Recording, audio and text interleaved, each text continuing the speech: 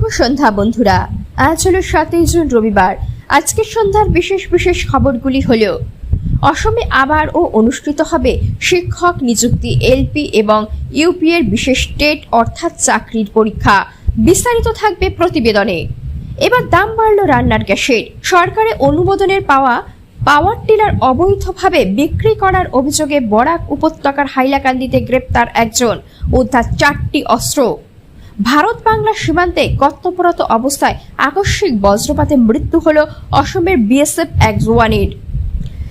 6,000 টাকার চাকরি থেকে কোটি টাকার সাম্রাজ্য গড়ে তোলায় ইঞ্জিনিয়ারের বাড়িতে হানা।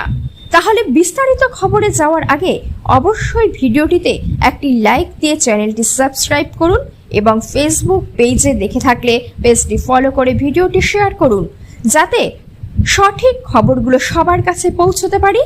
এবার শুনুন আজকের খবরের বিস্তারিত। প্রথম খবর, রাজ্যে ফের অনুষ্ঠিত হবে এলপি ইউপি বিশেষ টেট 28 জুন পরীক্ষা। রাজ্যে পুনরায় অনুষ্ঠিত হতে চলেছে লোয়ার প্রাইমারি এলপি ও আপার প্রাইমারি ইউপি স্তরের টেট পরীক্ষা। আগামী 28 জুন এই বিশেষ টেট পরীক্ষা অনুষ্ঠিত হবে বলে শিক্ষা দপ্তর সূত্রে জানা গেছে। উল্লেখ্য, চলতি বছরের 6 জানুয়ারি এই বিশেষ টেট সংক্রান্ত বিজ্ঞপ্তি প্রকাশ করা হয়েছিল। পরীক্ষায় অংশগ্রহণকারী প্রার্থীরা আগামী 12 জুন থেকে নির্ধারিত পোর্টালের মাধ্যমে নিজেদের অ্যাডমিট কার্ড ডাউনলোড করতে পারবেন। এই বিশেষ টেট মূলত বড়ো, গারো, মণিপুর এবং মার মাধ্যমে শিক্ষক পদ নিয়োগের উদ্দেশ্যে আয়োজন করা হচ্ছে। সংশ্লিষ্ট প্রার্থীদের সময় মতো প্রবেশপত্র সংগ্রহ করে পরীক্ষার প্রস্তুতি সম্পূর্ণ করার পরামর্শ দেওয়া হয়েছে। পরীক্ষার সময়সূচি, কেন্দ্র এবং অন্যান্য গুরুত্বপূর্ণ তথ্য নির্ধারিত পোর্টালে প্রকাশ করা হবে বলে জানানো হয়েছে। ফের বাড়ল রান্নার গ্যাসের দাম। ফের আমজনতার হিসেবে কোপ। আন্তর্জাতিক বাজারে জ্বালানি তেলের মূল্যবৃদ্ধি দোহাই দিয়ে ফের বাড়ল রান্নার গ্যাসের দাম। আজ থেকে 14.2 কেজি ঘরোয়া এলপিজি সিলিন্ডারের দাম বেড়েছে 29 টাকা। গত 3 মাসে এটি দ্বিতীয়বার মূল্য বৃদ্ধি, যা মধ্যবিত্তের পকেটে বড়সড় টান ফেলতে চলেছে। সেই সঙ্গে 5 কেজি ছোট সিলিন্ডারের দামও বেড়েছে 10.5 টাকা। পশ্চিম এশিয়ার বর্তমান অস্থির পরিস্থিতির কারণে আন্তর্জাতিক বাজারে এলপিজির দাম আকাশছোঁয়া। সরকারি তথ্য অনুযায়ী জানুয়ারি মাসে সৌদি অ্যারামকের বেঞ্চমার্ক প্রাইস ছিল টন প্রতি $522, যা এপ্রিলের সংকটের পর বেড়ে দাঁড়িয়েছে $775। এর ফলে ভারতের মতো আমদানি নির্ভর দেশে জ্বালানির ব্যয় বহুগুণ বেড়েছে। পেট্রোলিয়াম মন্ত্রকের দাবি, প্রতি সিলিন্ডার সরবরাহে সরকারের প্রকৃত খরচ প্রায় 1,600 টাকা।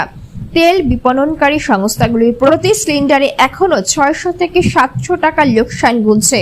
সরকারি অনুদানে পাওয়ার টিলার অবৈধ বিক্রি। হাইলাকান্দিতে গ্রেপ্তার এক, উদ্ধার 4টি যন্ত্র।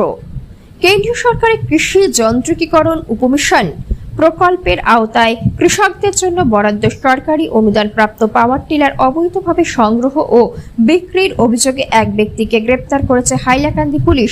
ধৃতের নাম নুরুল ইসলাম লস্কর। তিনি লালা থানার অন্তর্গত দীনানাথপুর পার্ট 2 এলাকার বাসিন্দা।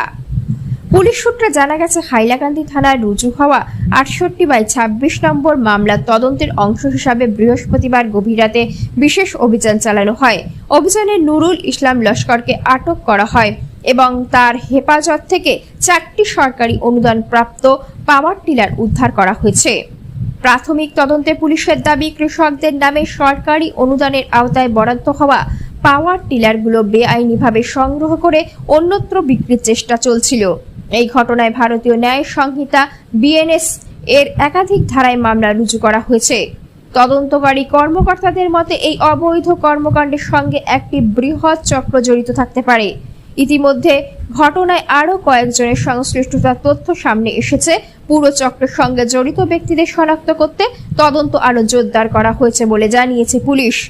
সরকারি অনুদানের সুবিধা যাতে প্রকৃত কৃষকদের কাছেই পৌঁছায় এবং কোনো অসাধু চক্র যাতে এর অপব্যবহার করতে না পারে, সেই লক্ষ্যেই পুলিশ ও সংশ্লিষ্ট দপ্তর যৌথভাবে বিষয়টি খতিয়ে দেখছে।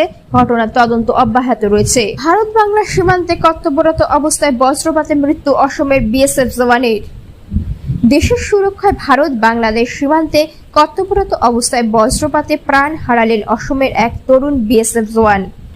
পশ্চিমবঙ্গের জলপাইগুড়ি জেলার সীমান্ত এলাকায় বজ্রপাতে মৃত্যু হয় তিনসুকিয়ার বাসিন্দা মোহাম্মদ তৈয়ব হোসেনের। মাত্র 24 বছর বয়সে তার এই অকাল প্রয়াণে গোটা এলাকায় নেমে এসেছে গভীর শোকের ছায়া। জানা গিয়েছে, তিনসুকিয়া শহরের হিজুগুড়ি নিউ কোর্ট রোড এলাকার বাসিন্দা মোহাম্মদ তৈয়ব হোসেন 2023 সালে সীমান্ত সুরক্ষা বাহিনী বিএসএফ এ যোগদান করেন। তিনি বাহিনীর 130 নম্বর ব্যাটালিয়নের একজন সক্রিয় জওয়ান ছিলেন। শনিবার বিএসএফ এর একটি বিশেষ বাহনে করে তার মরদেহ নিজ বাড়িতে আনা হয়। শেষবারের মতো শ্রদ্ধা জানাতে ভিড় জমান এলাকার বহু মানুষ। পরিবারের সদস্যদের পাশাপাশি বিএসএফ এর আধিকারিক এবং সহকর্মীরা, স্থানীয় বিধায়ক এবং পুরসভার চেয়ারম্যান পুলক চেতিয়া পুষ্পস্তবক অর্পণ করে শ্রদ্ধা নিবেদন করেন। পরে বিএসএফ এর পক্ষ থেকে সামরিক মর্যাদায় শেষ শ্রদ্ধা জানানো হয়। এরপর ধর্মীয় রীতি মেনে জোয়ানের জানজা সম্পন্ন করা হয়। দেশের সেবায় কর্তব্যরত অবস্থায় তার এই আত্মত্যাগে শোকস্তব্ধ পরিবার, পরিজন ও সমগ্র অঞ্চল। উল্লেখ্য, গত 4 জুন বিকেলে উত্তরবঙ্গের বিভিন্ন এলাকায় প্রবল ঝড় বৃষ্টির মধ্যে দক্ষিণ বেরুবাড়ি গ্রাম পঞ্চায়েতের শিলিগুড়ি রাধাবাড়ি সেক্টরের মহাদেব সীমান্ত আউটপোস্টের কাছে 779/7 নম্বর সীমান্ত স্তম্ভ সংলগ্ন এলাকায় নিয়মিত টহলদারির দায়িত্ব পালন করছিল তৈয়ব। সেই সময় আচমকাই বজ্রাঘাতে গুরুতর জখম হন তিনি। ঘটনার পর সহকর্মী জওয়ানরা দ্রুত তাকে উদ্ধার করে হলদিবাড়ি গ্রামীণ হাসপাতালে ভর্তি করান। পরে অবস্থার অবনতি হওয়ায় তাকে জলপাইগুড়ি সুপার স্পেশালিটি হাসপাতালে স্থানান্তরিত করা হয়, কিন্তু চিকিৎসাধীন অবস্থায় শেষ নিঃশ্বাস ত্যাগ করেন তিনি। 6,000 টাকার চাকরি থেকে কোটি কোটি টাকার সাম্রাজ্য, ইঞ্জিনিয়ার বাড়িতে হানা। মাসিক মাত্র 6,000 টাকা বেতনের চাকরি শুরু করেছিলেন। সেই কর্মজীবনের পথ পেরিয়ে বর্তমানে কোটি কোটি টাকার সম্পদের মালিক হয়ে ওঠার অভিযোগ উঠেছে উড়িষ্যা সরকারের ইন্টিগ্রেটেড ট্রাইবাল ডেভেলপমেন্ট এজেন্সির ITDA assistant executive engineer Baikunthanath বেহরার বিরুদ্ধে। আয় বহির্ভূত সম্পত্তির অভিযোগ। শনিবার তার একাধিক বাড়ি এবং সম্পত্তিতে তল্লাশি চালিয়ে বিপুল পরিমাণ নগদ অর্থ, বহুতল আবাসন এবং জমির নথি উদ্ধার করেছে ভিজিল্যান্স বিভাগ। ভিজিল্যান্স সূত্রে জানা গিয়েছে, বৈকুণ্ঠনাথ বেহরার ব্যাংক লকার ও বিভিন্ন অ্যাকাউন্টে প্রায় 2 কোটি টাকার হদিশ মিলেছে। এছাড়াও নগদ 2,66,000 টাকা উদ্ধার করা হয়েছে। তদন্তকারীরা তার পরিবারের সদস্যদের নামে 5টি বহুতল আবাসন এবং 14টি জমির প্লটের তথ্য পেয়েছেন। উদ্ধার হওয়া সম্পদের প্রকৃত মূল্য নির্ধারণের কাজ এখনো চলছে। দীর্ঘদিন ধরেই বৈকুণ্ঠের বিপুল সম্পত্তি নিয়ে নানা মহলে আলোচনা চলছিল। তার বিরুদ্ধে সহকর্মীদের একাধিক অভিযোগের ভিত্তিতে ভুবনেশ্বরের বিশেষ ভিজিল্যান্স আদালত তল্লাশির নির্দেশ দেয়।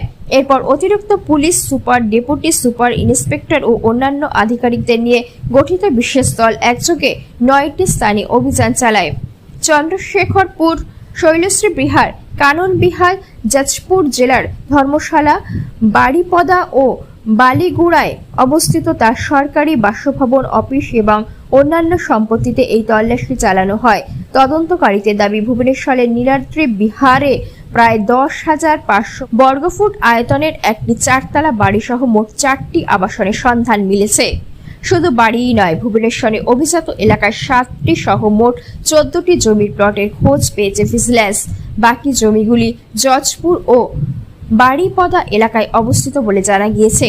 এছাড়া সোনার গয়না, ফিক্সড ডিপোজিট, ডাকঘরের সঞ্চয় প্রকল্পের বিনিয়োগ এবং অন্যান্য আর্থিক সম্পদের তথ্য মিলেছে। এইসব সম্পদের বর্তমান বাজার মূল্য যাচাই করছেন বিশেষজ্ঞরা। সরকারি নথি অনুযায়ী 1999 সালে জুনিয়র ইঞ্জিনিয়ার হিসাবে কর্মজীবন শুরু করেন বৈকুণ্ঠনাথ বেহারা। পরবর্তীতে বিভিন্ন দপ্তরের দায়িত্ব পালনের পর চলতি বছরের শুরুতে তিনি অ্যাসিস্ট্যান্ট এক্সিকিউটিভ ইঞ্জিনিয়ার পদে উত্তীর্ণ হন। তবে তার নামে বিপুল পরিমাণ সম্পত্তির উৎস নিয়ে এখন জোর তদন্ত চলছে। ভিজিল্যান্সের দাবি, সম্পূর্ণ মূল্যায়ন শেষ হলে তার মোট সম্পদের প্রকৃত পরিমাণ সামনে আসবে।